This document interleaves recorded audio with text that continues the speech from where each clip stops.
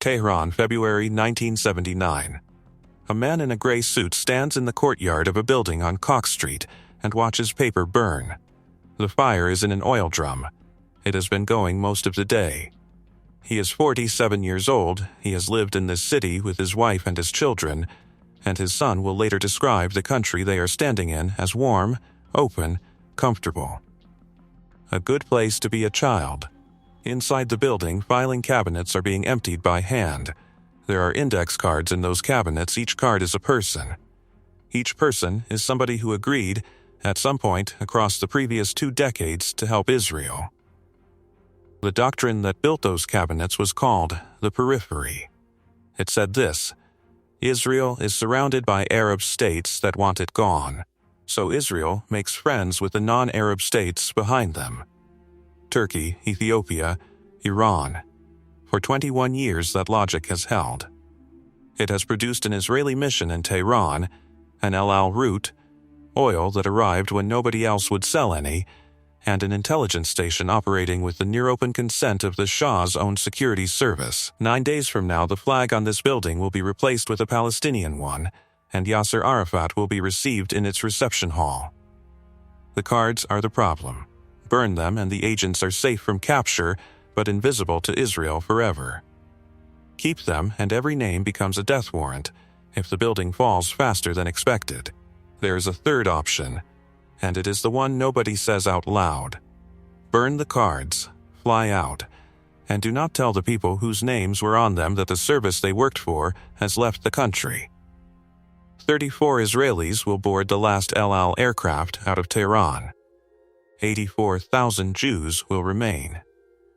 The number of Iranian agents left in place has never been published by any government, and no family has ever been formally notified of anything. How does an intelligence service abandon an entire country's worth of its own people in 9 days and then keep it quiet for 47 years? Something for you before we go further, since you clearly cannot get enough of stories like these. Our limited edition ebook covers the networks left behind when a station collapses. The agents nobody warned, the promises no service ever put in writing, and the silence that outlives every officer who was in the room. Scan the QR code on the screen or click the link in the description. Then stay with us. This story is just getting started. This is Operation Periphery's End. If you want to understand how the most sophisticated intelligence services on Earth actually behave when a station collapses, subscribe to this channel. We document intelligence history, covert operations, and the parts of the record that governments prefer to leave unindexed. New stories every week. The man watching the fire was Eliezer Safir. Inside the Mossad, he was known as Ghazi, and by February 1979 he was the last station chief Israel would ever post to Tehran. He was born in Tiberias in 1932 into a Kurdish Jewish family that had come overland from northern Iraq through Syria during the Ottoman period. That inheritance mattered more than it looks. It meant he grew up inside languages and social codes that most Israeli officers of his generation had to learn from a textbook. He was 16 when the War of Independence ended. According to his family, from the age of 14 he carried messages between Israeli positions in Tiberias. Not a soldier. A runner. A boy who knew which alleys connected to which. It is the first recorded instance of the skill that would define his career, moving information through a place he understood better than the people fighting over it. He joined the Shin Bet in the early 1950s and stayed 12 years, part of it as coordinator for Arab villages around Jerusalem. He was an intelligence officer in the Sinai Campaign in 1956 and again in the Six-Day War in 1967. In 1962, the Mossad recruited him, a service then still young enough to be working out what it was. 2 things ran through everything that followed. The first was the periphery doctrine. The second was Kurdistan. Hold the second one. It arrives again in 20 minutes, and it changes the meaning of everything before it. Start with the thing most people get wrong. The Israeli presence in Tehran was not a spy station operating against a hostile country. It was the opposite arrangement, and understanding that inversion is the whole foundation of this story. Iran's secret police, Savak, was established by national security law in Tehran in March 1957. Its formation drew on outside help from more than one direction. French intelligence assisted in the early years, and both the CIA and Mossad played a significant part in building it. Iranian officers received specialized training in Israel. Think about what that produces over 20 years. Not agents recruited against a target. Colleagues, men who had sat in the same classrooms, run the same joint operations, and formed the ordinary professional loyalties that people form at work, except that in this profession, an ordinary professional loyalty is a file. Then came the formal architecture. Across a series of meetings in Europe, Ankara and Tehran between 1956 and 1958, the intelligence chiefs of 3 non-Arab states built a standing alliance: Israel, Turkey, and Iran, Mossad, Turkey's National Security Service, and Savak. The treaty was struck in Ankara at the end of 1958. Israel called it Khalil. The Americans called it Trident. According to Yossi Alfer, a former Israeli intelligence officer who wrote about the doctrine at length, Israeli officials took the pact to Washington almost immediately and presented it as a barrier against Soviet expansion in the Middle East. The American response was enthusiastic enough that the CIA agreed to fund the construction of Trident's headquarters, a 2-story building in a remote part of Israel. Alfer notes the building still stands. Trident ran from 1958 until 1979. 21 years of exchanged intelligence, joint counterintelligence, and coordinated surveillance of Syrian and Iraqi movements. Its existence became publicly known partly through a CIA document uncovered during the Iranian Revolution itself, which is its own small piece of irony. The relationship went well beyond paper. Iranian oil moved to Israel through Iranian channels, by the early 1970s estimated at around half of Israel's oil imports. During the 1973 war, when Arab producers imposed a global embargo, Iranian oil kept arriving. Iraqi Jews fleeing the Baghdad regime crossed into Iraqi Kurdistan and traveled onward to Israel by way of Iran. Israel's plenipotentiary representative in Tehran from 1974 to 1979 was Uri Lubrani. Yitzhak Rabin came through. So did Moshe Dayan, Yigal Allon, Shimon Peres. And the last man to hold the post was Yosef Harmelin, a former head of the Shin Bet. Consider that staffing decision. A country does not send its former domestic security chief to run a quiet diplomatic mission. Tehran was not a listening post. It was infrastructure. The infrastructure had 4 layers.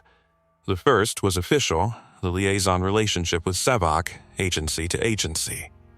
The second was military, instructors, equipment, joint development work. The third was commercial, oil, engineering firms, contracts, Israelis living openly in the city. The fourth layer was the one the cabinets belonged to.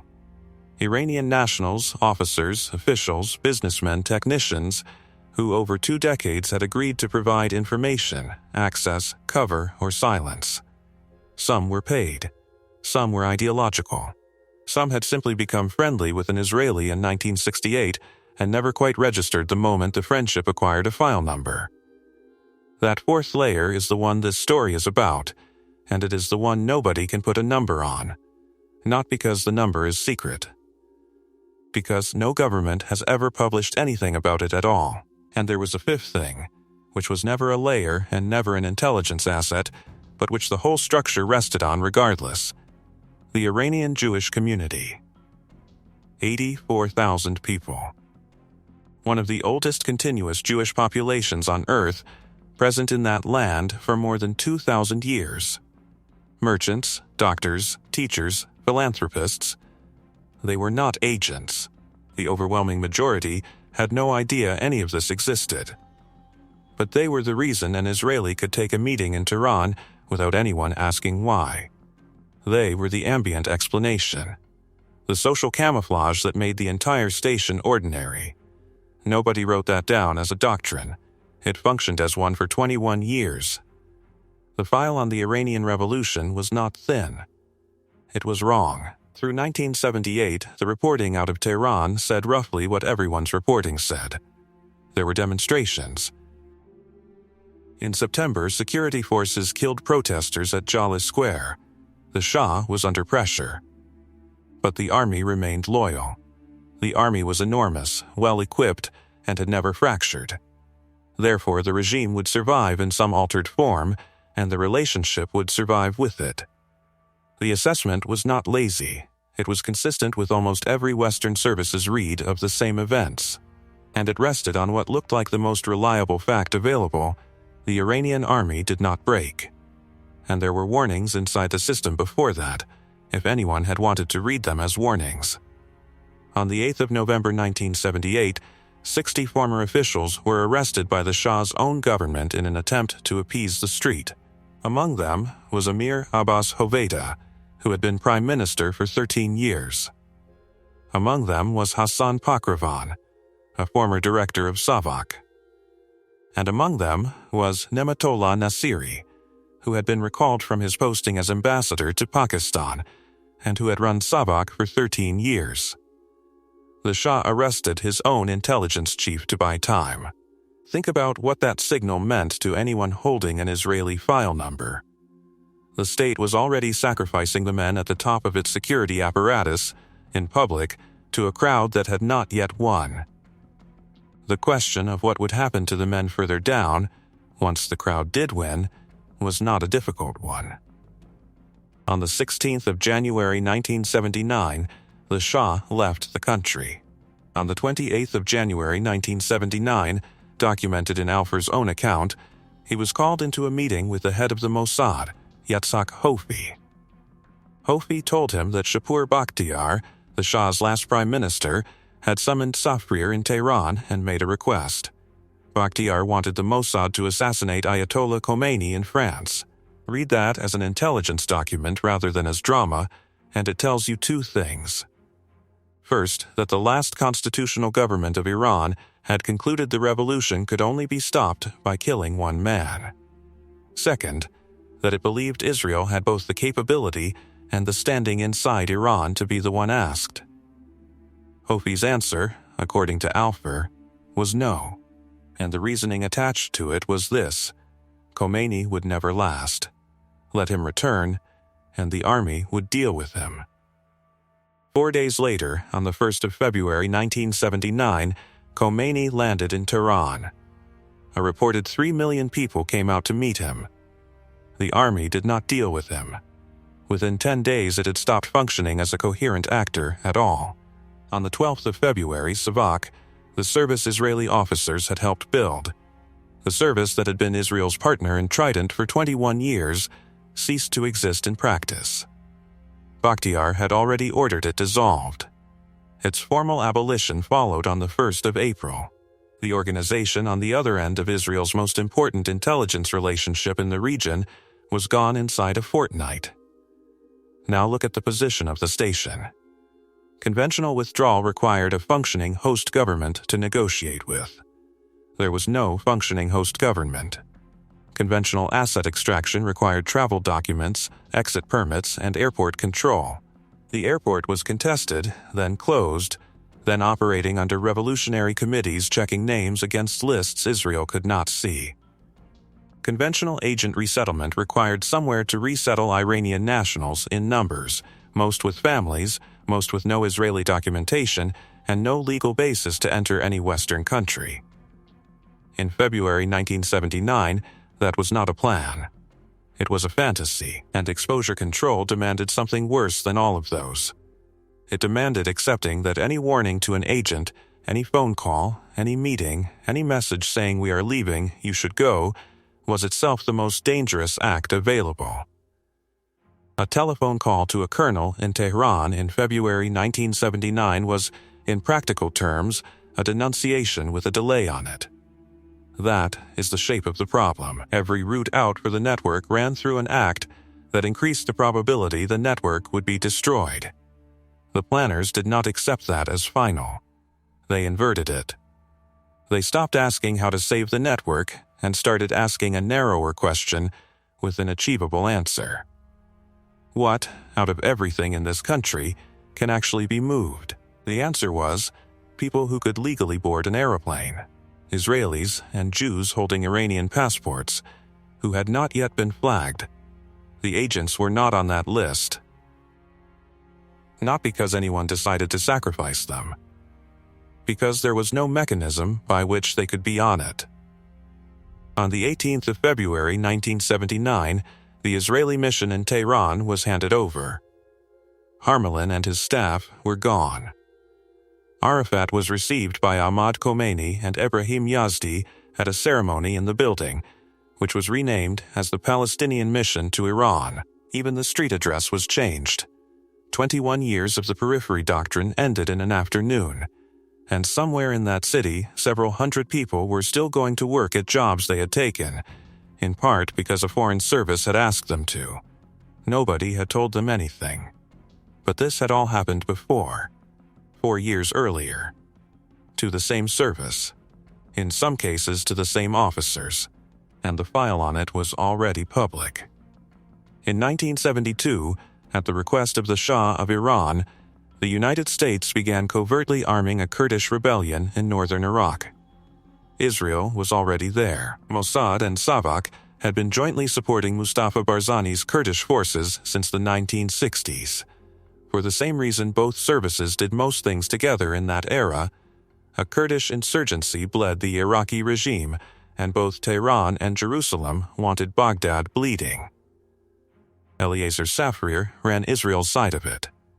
Kurdistan was his posting before Tehran. It is the operation his obituaries name first. And Israel's involvement there was not incidental. It was the practical expression of the same doctrine that built Trident. Find the non-Arab actor inside the Arab state and support it. Israeli officers worked with Kurdish forces on the ground over more than a decade. The relationship had a second dimension too, one that made it personal rather than merely strategic. Iraqi Jews escaping the Baghdad regime crossed into Kurdish territory and traveled onward to Israel through Iran. Kurdish protection was part of that route. For a man born to a Kurdish Jewish family that had itself come out of northern Iraq, this was not an abstract posting. So when the collapse came, Safir was not reading about it in a cable from Tel Aviv. He was in the theater. The Pike Committee, the House investigation that examined American covert action in the mid-70s, recorded the American contribution at some $16 million between 1972 and 1975. It also recorded something the Kurds did not know. According to the committee's findings, the president, Kissinger, and the foreign head of state involved did not actually want their clients to win. What they wanted was for the insurgency to continue at a level sufficient to drain the resources of the neighboring country. The Kurds were not an ally being helped toward victory. They were a pressure gauge. Barzani had no idea. He trusted the arrangement completely. On the 6th of March 1975, at a summit in Algiers, the Shah and Saddam Hussein signed an accord settling their border dispute. Iraq granted Iran shared access to the Shatt al-Arab waterway. In exchange, the Shah withdrew military and logistical support from the Iraqi Kurds. It was cut off overnight. The Kurds had no warning. Barzani's revolt collapsed inside a week. The CIA memorandum confirming the end of the program is declassified and available. Director William Colby wrote to Kissinger to confirm the agency had terminated Kurdish assistance, explaining that the operation had been initiated at the Shah's request, that all American aid had been channeled through the Iranians, and that once the Shah stopped, the agency had no option but to stop as well. The memo notes that the program had not been handled through normal committee channels. Read that memorandum as a document about human beings, and it becomes something else entirely. It is a note explaining that because the arrangement between two governments had changed, several thousand people who had been fighting on the strength of a promise were now on their own, and that this followed automatically from the structure. Barzani wrote to Kissinger directly. He appealed to moral and political responsibility, and said his people were being destroyed while everyone stayed silent. There was no reply. Over 200,000 Kurds became refugees. Neither Iran nor the United States established adequate assistance for them. Iran later forcibly returned tens of thousands. The United States admitted essentially none by way of political asylum, despite many qualifying. Iraqi forces launched reprisals across the north, and in the years that followed, Baghdad began clearing a cordon along its northern border, 5 kilometers deep at first, then 10, then 15, then 30. When Kissinger was asked before the House Intelligence Committee to justify what had happened, his answer became the most quoted sentence in the history of covert action. Site index *41 Wondang's covert action should not be confused with missionary work.mouse/site. The committee's investigators were appalled. Their own summary of the enterprise used the word cynical. Now put the two events side by side, because this is the load-bearing point of the entire episode.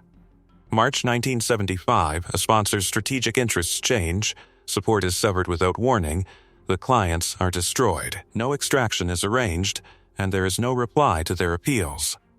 February 1979, a sponsor's host regime collapses, the station closes without warning to its agents, no extraction is arranged, and there is no acknowledgement, then or since. 4 years apart. Overlapping personnel. Overlapping geography. And the man who watched the first one from the ground in northern Iraq was the man standing over the burning drum in Tehran. The Kurdish collapse was not an obscure precedent. It was investigated by the United States Congress, published, leaked to the press, and quoted around the world. Every intelligence service on Earth read it. It was the most thoroughly documented rehearsal for network abandonment in modern intelligence history. Nobody treated it as one. And it is worth being precise about what treating it as one would have required, because the answer is not heroic and it is not expensive. It would have required a standing question in the annual review of every foreign station. If the host regime falls, what happens to the fourth layer? Not a rescue plan, just an inventory, and a set of pre-agreed signals, and a decision taken in advance about which assets get a warning and which do not, taken calmly, in a year when nothing was happening, by people who were not trying to load aircraft and burn cabinets in the same week. Intelligence services build contingencies for everything. They plan for the loss of a safe house, the compromise of a cipher, the arrest of a courier.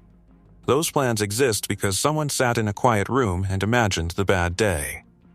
What Tehran demonstrates is that nobody sat in that room about the fourth layer. Not after 1975, when the lesson had been published. Not in the 21 years before it. The most sophisticated intelligence architecture Israel ever built outside its own borders had a plan for its documents and no plan for its people. And there is a reason for that which is more uncomfortable than negligence. Documents belong to the service. Agents do not. An agent is, in the institutional grammar of this profession, an asset, a thing that produces value while the relationship lasts. Assets get protected in the sense that a source gets protected, their identity is concealed, so that the flow continues. Nothing in that grammar contains a word for what you owe someone when the flow stops. The evacuation Israel did run was, on its own terms, a genuine operational success. It is worth describing precisely, because the competence of it is what makes the omission at the center so difficult to look at. The instrument was El Al, not a covert air bridge, not military transport. Scheduled and chartered civil aviation, flown into a city where airport authority was changing hands and where the aircraft's national origin was, by any reasonable assessment, a reason to shoot at it. 34 Israelis left on the last El Al aircraft out of Tehran. Safir's wife and children were among them. He did not board it. By his own later account, he stayed in Iran for months afterwards, working to get out Israelis and Jews who wanted to leave. That decision, a station chief remaining after his family flies out, in a city where his identity was known to a security service that had just changed owners, is the single hardest fact in this story to reconcile with everything that follows. He was not a man who abandoned people casually. That is exactly what makes the shape of the abandonment worth understanding. The community evacuation ran on a different principle from the diplomatic one. It could not be secret. because it required 84,000 people to individually decide to leave. Secrecy and mass persuasion do not combine. So it was run in the open by an Iranian Jew. Safir named him in a 2021 interview Sion Bar Yitzhak. Bar Yitzhak traveled between Jewish communities not only in Tehran but across the country and explained in plain terms how to leave. Which flights, which documents, where to go. Safir later recommended him for the honor of lighting a torch at Israel's Independence Day ceremony, which is about as close as that system comes to awarding a public medal. Note the constraints Safir described around the work. They could not interfere. Israel could not instruct Iranian Jews to flee their own country. It could only make leaving possible, and let each family decide. Large numbers left, tens of thousands within a year. When aircraft stopped being viable, the operation continued from Europe, with Israeli officers activating contacts and paying smugglers to move people overland. That program ran, in one form or another, for years afterwards. Here is the structural fact the entire episode turns on. The evacuation architecture that existed, LLCs, community organizers, overland smuggling routes, was built for a category of person defined by identity. Jewish, Israeli, someone whose reason for leaving was legible, whose destination was obvious, and whose arrival needed no explanation on the other end. The agent network was defined by the exact opposite property. Its members were valuable precisely because they were indistinguishable from the society around them. A Muslim officer in the Iranian military, a ministry official, a technician at an installation.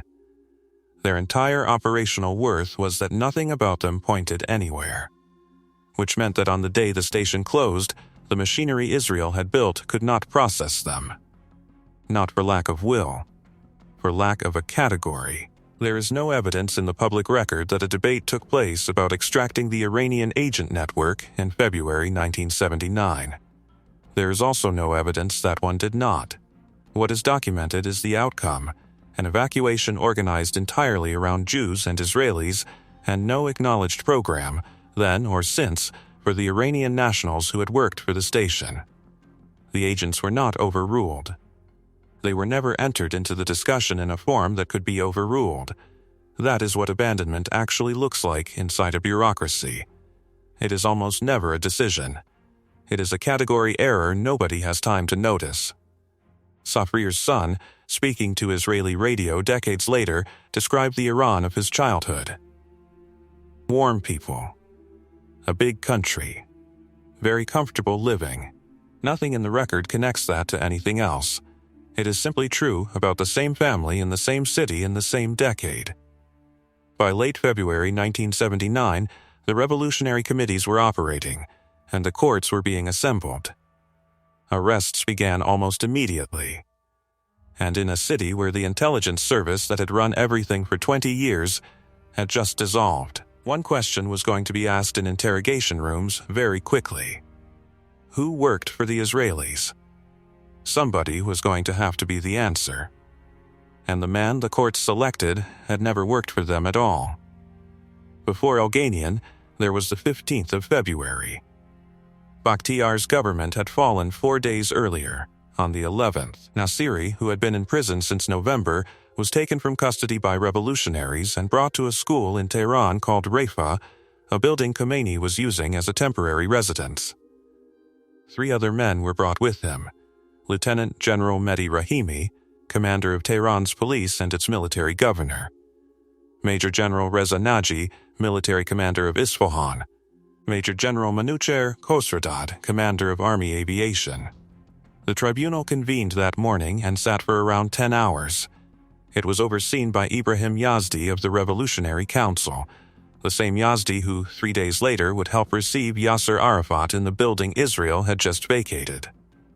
The religious judge was Sadeh Kalkali, and in his memoirs he stated plainly that he condemned 24 men that night, that interference reduced the number, and that he ordered the execution of these 4.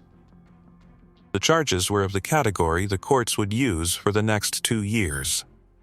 Corruption on earth.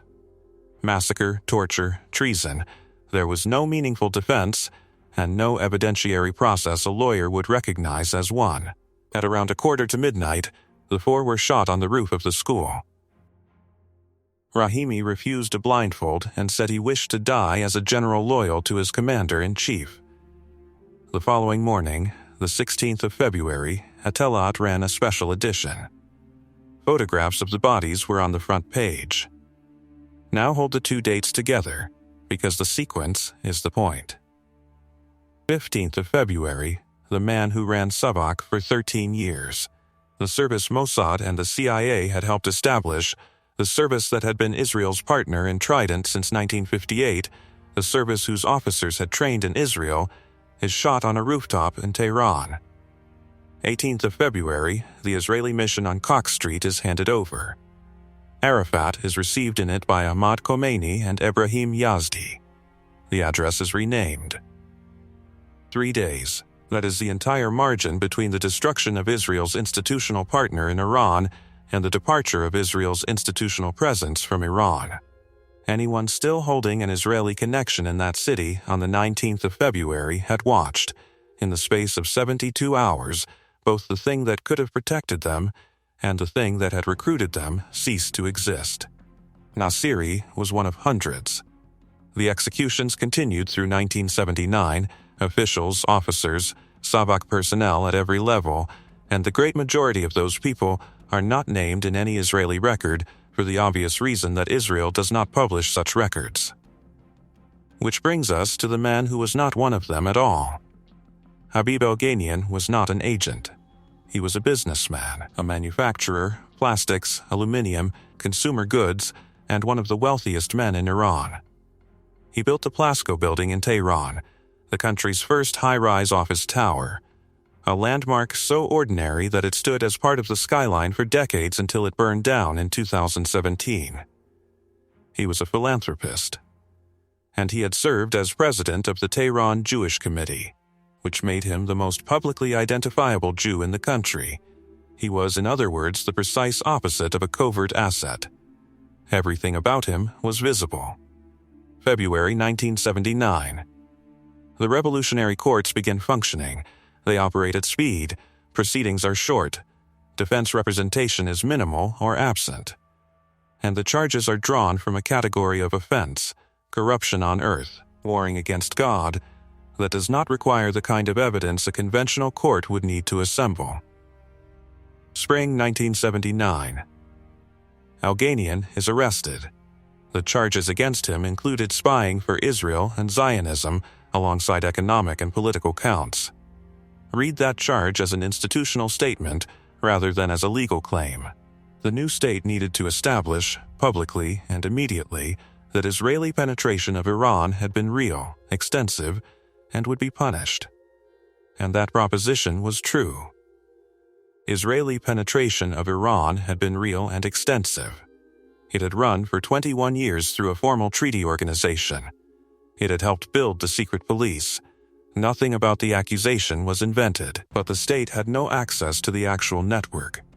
The cards had burned. The station had gone. Savak, the one institution that might have been able to reconstruct the relationship from its own side, had been dissolved in February and would be formally abolished in April, its files scattered, and its officers themselves under arrest. The people who could have named names were either out of the country, or dead, or had never appeared on any list a revolutionary court could reach. So the state proved a true proposition using a man who had nothing to do with it. Elghanian's defense, that he was a businessman and a community leader, that his contacts with Israel were the ordinary contacts of a Jewish communal figure, that he had never been an intelligence asset, was accurate and irrelevant. The trial reportedly lasted a matter of minutes. Early May 1979, Habib Elghanian was executed by firing squad. He was the first prominent Jew executed by the Islamic Republic. Nobody in Israel could say anything.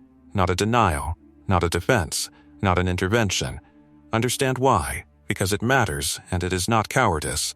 Any Israeli statement about Elghanian would have been read as confirmation. It would have converted him retroactively into what the court had claimed he was, and it would have endangered the 84,000 people still inside the country and the evacuation still running through them. The silence was operationally correct. It was also the second time in 90 days that the correct operational choice and the abandonment of a human being turned out to be the same act. 3 days after the execution, a delegation from the Jewish community traveled to Qom to meet Khomeini. It was a survival mission, and it succeeded in the narrow sense that mattered. Khomeini stated that Iranian Jews were not Zionists, and that the quarrel was with Zionism rather than with them. That statement is the reason a Jewish community continues to exist in Iran to this day. It was bought at the price of accepting the charge against Elghanian in public and never contesting it. Not that year. Not since. What happened to the actual network, the officers, the officials, the men on the burned cards, has never been published by Iran or by Israel. What is documented is the scale of what came afterwards. Purges, executions, and a security apparatus that has spent the following 4 decades hunting Israeli assets inside Iran, with mass arrests continuing into the present day. The families of those people were not notified by anyone. There was no service left to notify them. There was no mechanism through which a foreign intelligence agency could tell an Iranian widow in 1980 what her husband had actually been doing, or that the organization he had done it for had left the country 14 months earlier and burned the paperwork on the way out. Consider what Israel lost on its own terms. The periphery doctrine did not survive Iran. It had rested on the assumption that non-Arab states in the region shared a durable strategic interest with Israel. Iran demonstrated that the interest had belonged to a regime rather than to a country, and that regimes are not permanent. Trident ended with the revolution. After 21 years, the intelligence failure was specific, and it is on the record from Israel's own side. The service assessed that Khomeini would not last, and that the army would handle him. The head of the Mossad said so, in a meeting 4 days before Khomeini's return. Shapur Bakhtiar, the man who had asked Israel for an assassination, fled Iran, lived in exile outside Paris, and was murdered in his home in Suresnes in August 1991 by Iranian agents. 12 years is a long institutional memory. It is also, in its way, an answer to the question Hofi was asked in January 1979, delivered late. But the part an investigator would find genuinely remarkable is the absence of forensic residue. There was no captured file, no rolled network paraded on television in 1979, no show trial of Israeli case officers. Iran's revolutionary courts, prosecuting the most consequential foreign intelligence relationship in the region's modern history, could not produce a single genuine Mossad agent to try. They could produce a plastics manufacturer. The burning of the cards worked. That is the uncomfortable finding at the center of all of this. The operational security decision achieved exactly what operational security decisions are designed to achieve. Israel's Iranian assets were not captured through Israeli documents, because there were no Israeli documents left to capture. They were simply left in a country that was about to spend 40 years looking for them. Without a warning, without a route out, without ever being told the search had begun. No formal Israeli acknowledgement of the Iranian network of 1979 has ever been made. No compensation program has been reported. No memorial names them. In a service that maintains an internal wall for its own fallen, the men on those cards are not on it. Because they were never Israeli. There is one more accounting to do, and it belongs to the 84,000. They were the fifth thing. Never agents, never briefed, never asked.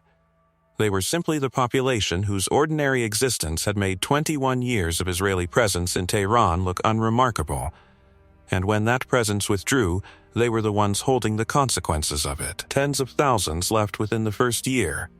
The departures continued through the 80s and 90s, by air while that was possible and overland with smugglers when it was not. The community that had been in that land for more than 2,000 years. The community that produced Elghanian, and the Tehran Jewish Committee, and the delegation that went to Qom 3 days after he was shot, contracted by roughly 90% within a generation. Several thousand remain in Iran today. They have parliamentary representation, synagogues, and a formal status that traces directly back to what Khomeini said at that meeting in Qom. They also inherited a permanent accusation. Every time an Israeli operation inside Iran is exposed, the charge that was used against Elghanian in 1979 becomes available again. That is not a hypothetical. It is the standing condition of Jewish life in Iran, and it was created in part by an intelligence relationship that most of the community never knew existed and none of it consented to. And the hunt never stopped. In the decades since, Iran has announced network after network. In one recent sweep alone, Iranian authorities said they had dismantled a clandestine drone factory on the outskirts of Ray, south of Tehran, and arrested more than 24 alleged Israeli agents across multiple provinces. Iranian state accounts and Israeli ones diverge sharply on almost every such case, and independently verified evidence is rare. What is not in dispute is the structure of it. Israel continues to recruit Iranians. Iran continues to catch some of them. And when they are caught, the pattern established in 1979 holds without exception. There is no statement, no acknowledgement, and no notification of anybody's family. There is a second-order consequence, and it shaped the next half-century of the region. From February 1979 onward, Israel had no station in Iran, not a reduced station, not a station undercover. None. Every subsequent Israeli operation inside that country, and there have been a great many, has had to be run from outside it, through third countries, with no embassy, no liaison relationship, no legal presence, and no diplomatic protection for anyone caught. That is the hardest operating environment an intelligence service can face, and Israel has been in it continuously since the month the cards burned, which produces the strange shape of the modern record. Israeli capability inside Iran has by most accounts been formidable. Iranian counterintelligence has spent decades announcing networks and arrests. And on both sides, the individual human beings involved are almost entirely unnamed, unacknowledged, and unaccounted for. The relationship between the two states inverted completely. The habit of running Iranians and never speaking of them afterwards did not change at all. It simply carried across the inversion intact, from a period of partnership into a period of hostility, without anyone needing to redesign it. That is the durable legacy of 1979. Not a doctrine that failed. Doctrines fail all the time. A procedural silence that outlived the doctrine, the regime, the partnership, and every officer who was in the room.